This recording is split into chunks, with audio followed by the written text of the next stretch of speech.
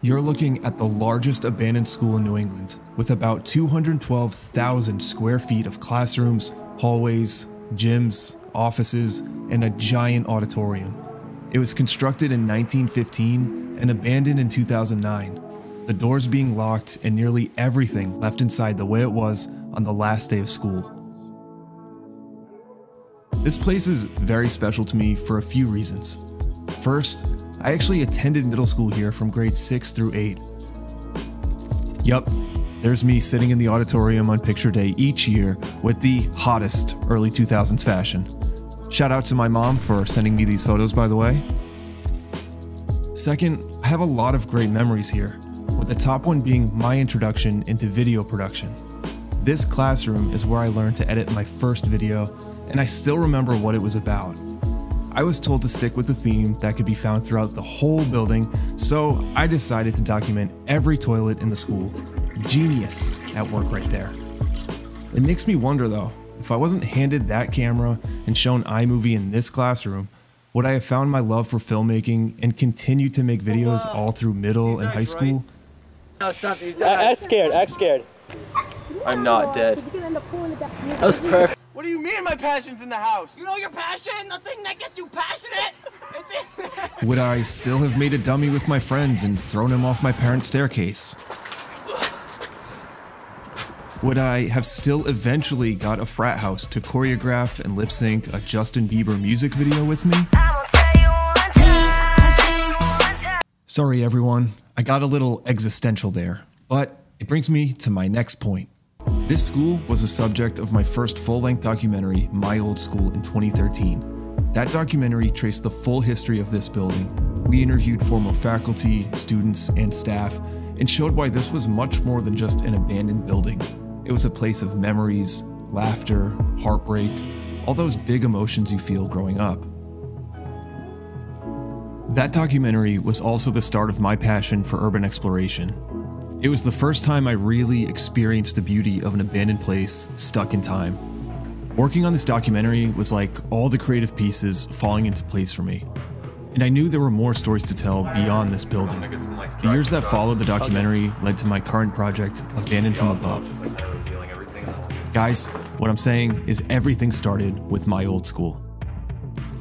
When I walk through other abandoned places, it takes me right back to the first time walking through the school, filming the documentary in 2013. The documentary had a big premiere in front of a live audience. Soon after, in 2014, it was picked up by Rhode Island PBS to be broadcast as part of their annual fundraiser, where I was invited live on air to discuss the film with my close friend and executive producer, Scott Gabrielson. Also, my first time on TV. If you can't tell, I was very nervous. And exactly how you see it in the film is exactly how it was walking through there. It was just quiet, it was dark, it was cold. So why am I telling you all of this? Well, with it now being the 10-year anniversary of the documentary My Old School, and with the school still abandoned, I thought it would be a good time to revisit it one more time to see what's changed and learn about what the future has in store for it. Why don't you follow me? What have I done? Why don't you follow me into your arms? I falls down.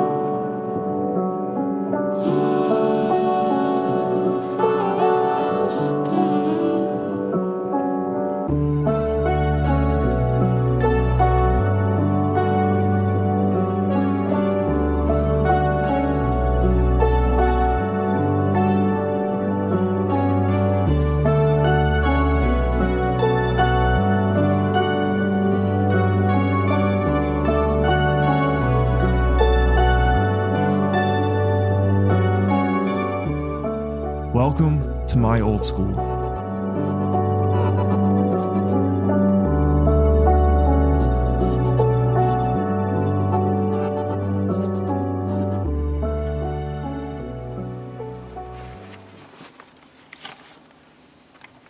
Personally, a lot changed in my life in the 10 years since I was last inside the school.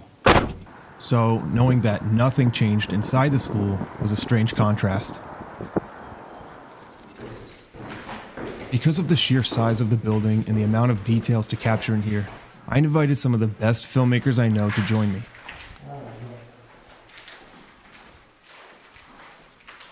Dave Lawler from Run of the Mill, and Axel Delsid and Chris Hebert from Art Origins. I mentioned the school's over 200,000 square feet. We knew we'd have to split up and regroup to capture everything, so we set up our base of operations in the old auditorium, right in the center of the school. Where I used to eat my PB&Js for lunch, drink chocolate milk from a carton, and listen to Usher go at every school dance. Walking in reminded me why this place is insane for urban exploration. It's a grail, meaning there is no vandalism, no destruction, everything still in its place.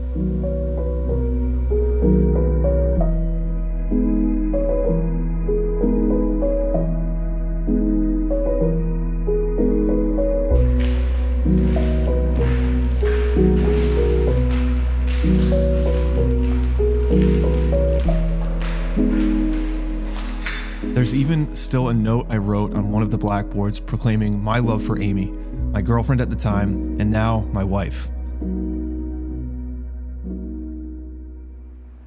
Okay, we're inside the school, but I'm sure you have some questions for me right now, especially if you haven't heard me talk about this place before. First, why is this school so gigantic, and why is it abandoned? Ooh, this is my favorite part. This is where I provide you with context. Let's start at the beginning, and don't worry, I can't focus on things longer than 10 seconds, so I'll keep this quick. The building was originally constructed as the Woonsocket Senior High School in 1915, a single rectangular building designed by famous Woonsocket architect Walter Fontaine, who also designed Mount St. Charles and St. Anne's Church, among many others. Anyway, here's the very first class of the new school in 1915, tiny compared to decades later.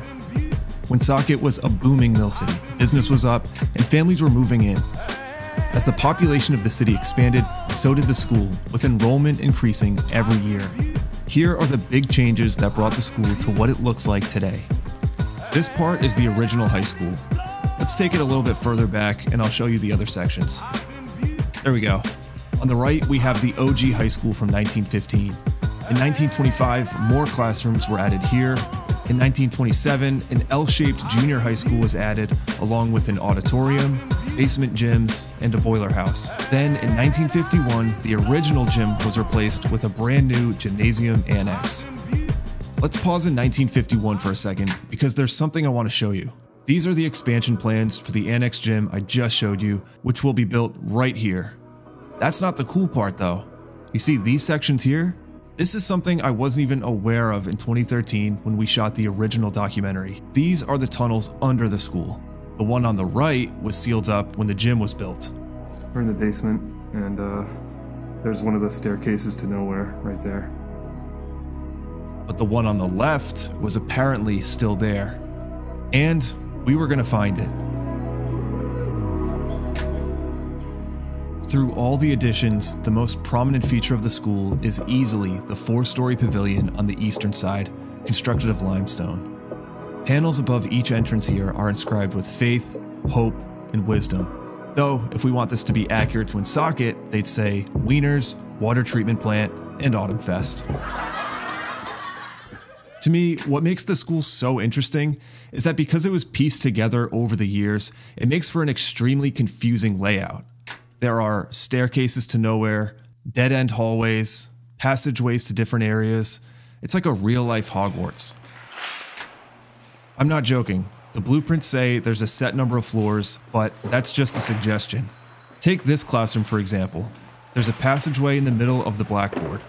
Go up the half staircase with dead space on either side, and now you're in another classroom on floor 4.5. You could seriously wander the hallways all day and still not see everything. With all these open doors, you can't help but walk into almost every classroom and try to piece together what was happening on the last day.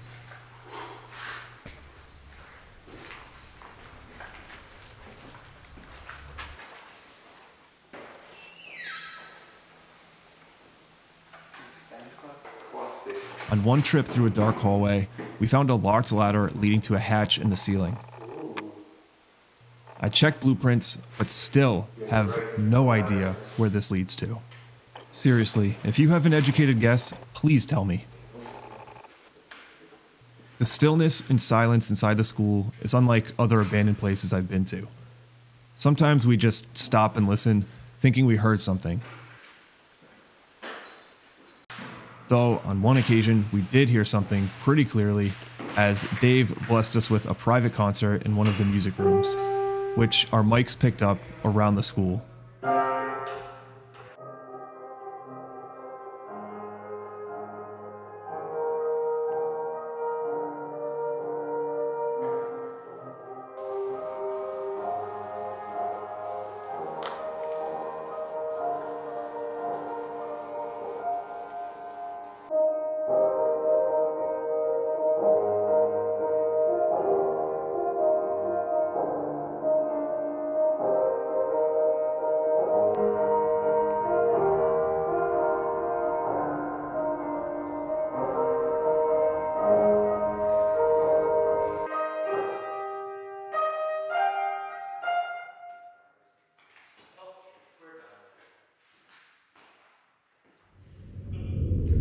Let's pull up a timeline to get caught up.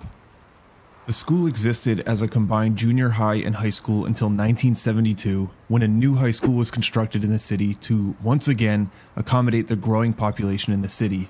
From that point on, this building became Woonsocket Junior High, and in 1992, Woonsocket Middle School. As the years passed, the school got pretty worn down. I mean, it was nearly 100 years old when I was a student. The architecture was still beautiful, but there were signs that it was getting hard to keep up.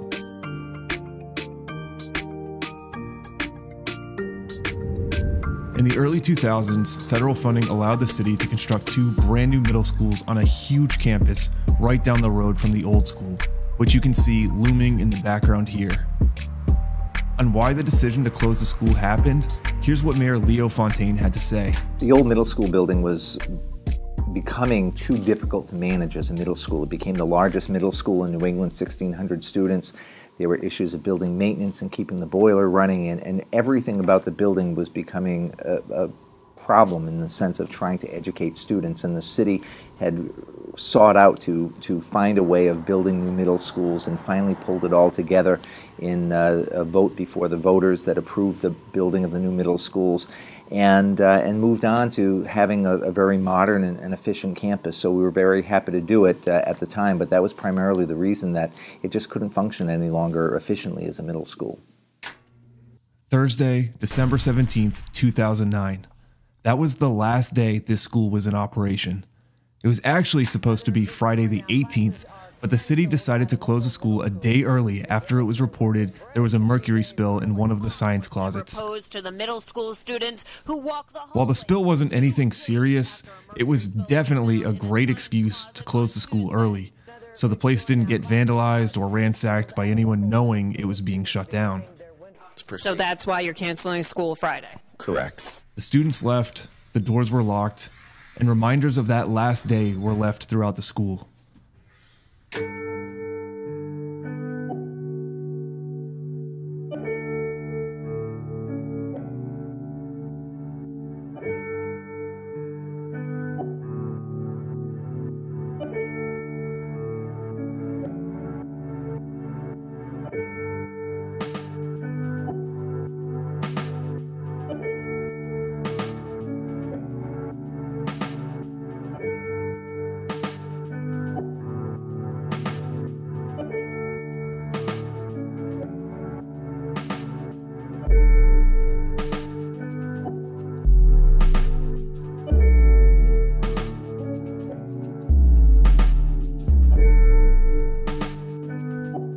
The city was able to auction off many of the supplies that were here after the school closed.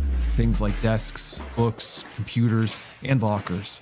But anything outdated, broken, or obsolete was left behind, and what you see here. Hold up, I got some good news to share.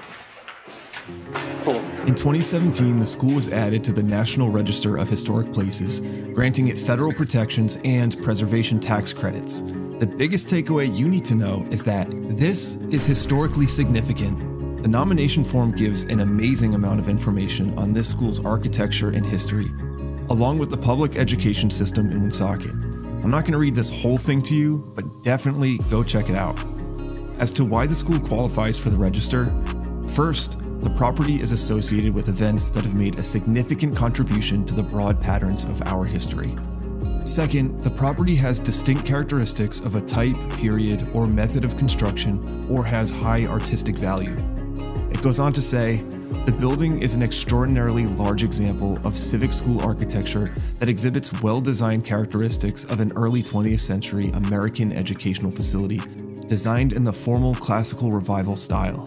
But the best part of this nomination form is easily this little section, which gives a shout out to the original documentary we made with our name cited. Very cool. It's a huge relief that the school is on the register, officially acknowledging its importance to the city's development, culture, and history, because that hints at a happy ending here. So now that we have some context, let's keep moving through the school, heading down to the basement to check for more passageways and finally locate the remaining tunnel. Checking different doorways revealed storage closets that still had writing on the walls from students in the 1970s. This isn't a pretty obscure part of the school, so the fact that this stayed here for decades after being written isn't too surprising. We kept moving, and after a number of supply closets, I just kind of stumbled on the tunnel by accident.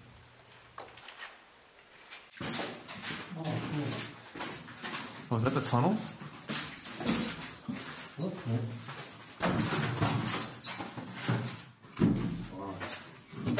That's gotta be the tunnel.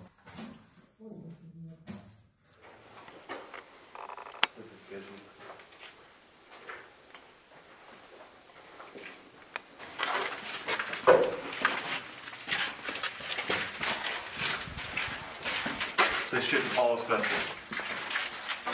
What is all this?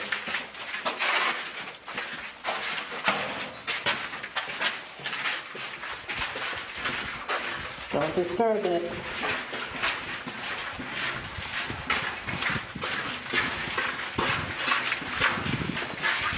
Look at all this stuff. You ever seen anything that looks like this? No.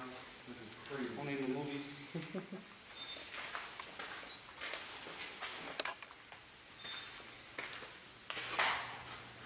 I was hoping for treasure, but at the end of the tunnel was the boiler room, housing the absolutely massive furnaces used to heat the entire school.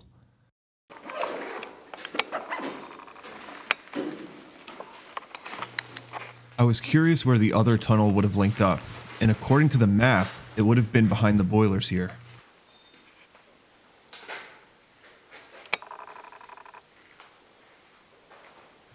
There was literally no space, but if I could get back there, a shorter passageway would have brought me to the other side of the bricked off doorway I mentioned earlier. For real, if you went to this school, you remember the goofy building layout, but finding even more secret passageways like this was wild, if not slightly creepy.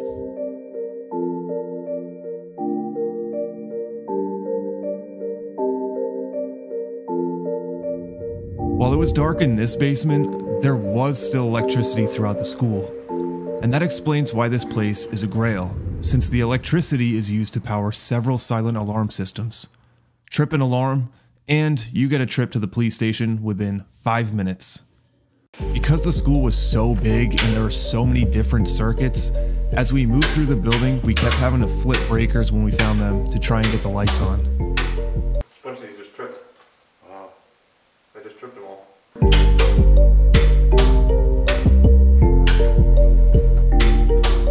want to start a fire in here. There's one. The more we saw, the more I was actually surprised by how little had changed in here. Maybe the lack of vandalism has a lot to do with that, but I think it's because of the build quality of everything. Obviously, the decay varies throughout the school, but the annex gym here, buckled floors included, looks exactly the same as it did 10 years ago. To see some of the worst decay in the building, you have to go below here into the locker rooms. This is the horror movie section right here, a nice little maze of dark stalls for things to hide in. In over 200,000 square feet, this was the only section with noticeable water damage after 13 years of being abandoned. Another testament to the top-notch architecture throughout the school.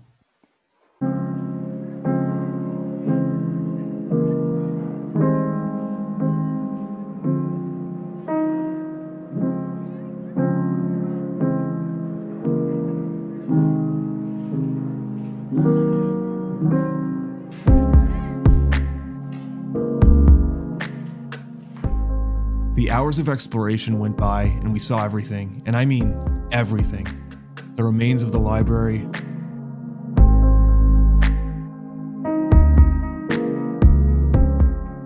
the wood shop in the basement with all of the machines permanently silent,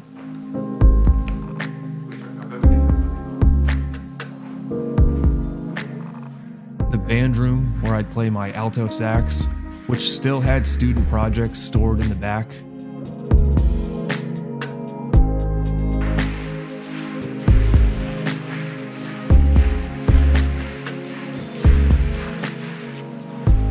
Michael Jackson hadn't died yet.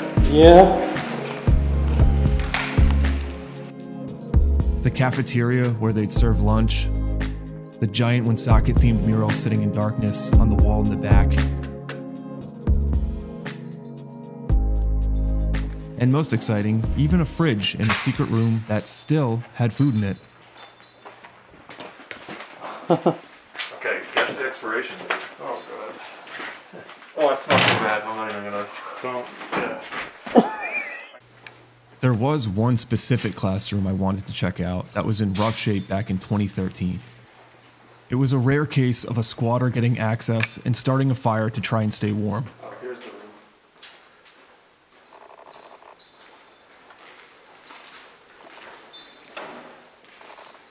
Fortunately, with the fire alarms active, it never spread. Still though, a pretty close call.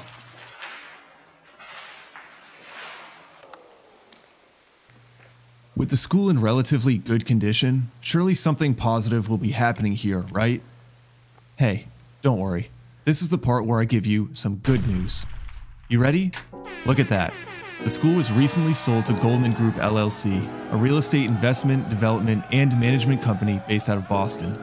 We sat down with managing partner Charles Goldman to learn about their plans for the future.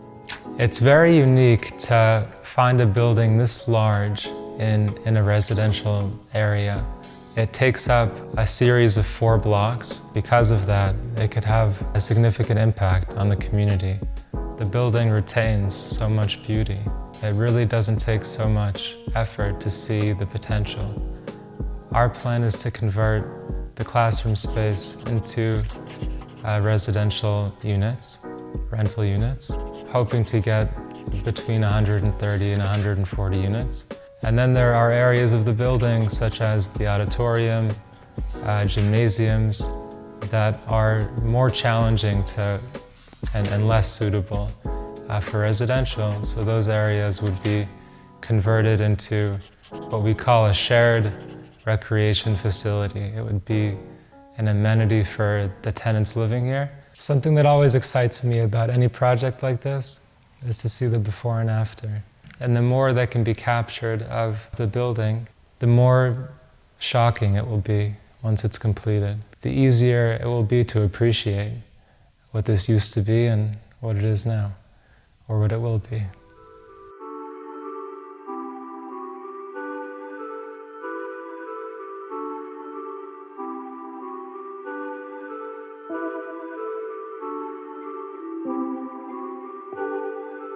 With construction starting within the next year, this is likely the last time I would see this as the old school. While it's bittersweet because of the memories I have here, I'm glad that the property is finally getting the attention and revitalization that it deserves. Many of the places I visit don't have the same fate and aren't anywhere close to the condition of this school. That's in large part to the efforts of the city of Woonsocket, who protected this building while working to give it a second chance. I know middle school isn't always the best time, and yeah, maybe I'm being a bit nostalgic, but it's hard not to be knowing the role this place played in my life. If you walked these halls, played in these gyms, attended classes in these rooms, maybe you feel the same.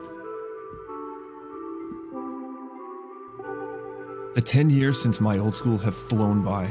Hopefully in another 10 years, this school is living a new life, giving people all new memories for a different reason.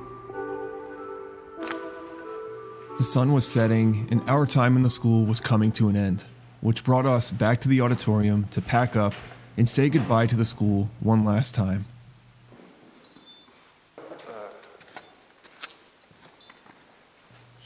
Once again, capturing everything wouldn't have been possible without help from Dave, Chris, and Axel. So guys, thank you again for going back to school with me. And thank you to Scott Gabrielson, wherever you're watching right now, the original force behind my old school.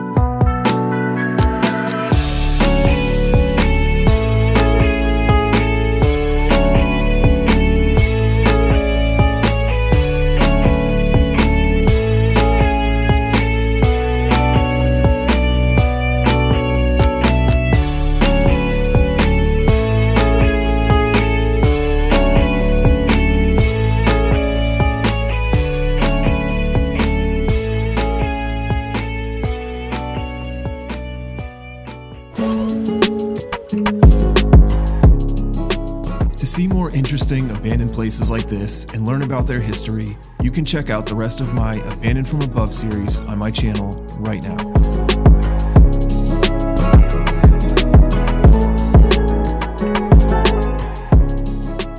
Thank you very much for watching.